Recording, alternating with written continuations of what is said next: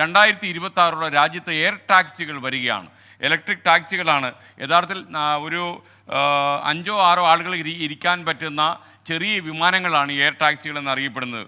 എന്താണ് എയർ ടാക്സികൾ? ഇത് വന്നാലുള്ള പ്രയോജനം എന്താണ്? എയർ ടാക്സികളെ നമ്മൾ പരിചയപ്പെടുന്നു, കണ്ടോളൂ.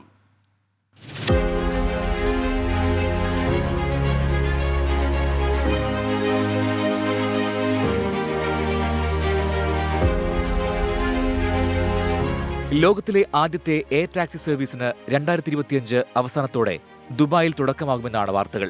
2026 ഇവ ഇന്ത്യയിലുമെത്തും. എയർലൈൻ കമ്പനിയായ ഇൻഡിഗോയുടെ കീഴിലുള്ള ഇന്റർഗ്ലോബ് എന്റർപ്രൈസസും അമേരിക്കൻ എയർ ടാക്സി നിർമ്മാണ കമ്പനിയായ ആർച്ചറും ചേർന്നാണ് ഇന്ത്യയിൽ ഇത് അവതരിപ്പിക്കുന്നത്. ഡൽഹി, മുംബൈ, ബംഗളൂരു നഗരങ്ങളിലാണ് ആദ്യം സർവീസ്. മിഡ്നൈറ്റ് എന്ന 200 എയർ ടാക്സികളാണ് ആർച്ചർ ഇന്ത്യയിലെത്തിക്കുക.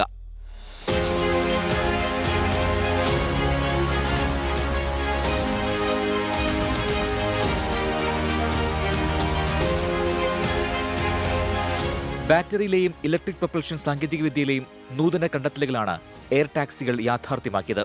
കുത്തനെ ഉയർന്നു പൊങ്ങാനും താഴേക്കിറങ്ങാനും ഇവയ്ക്കാകും.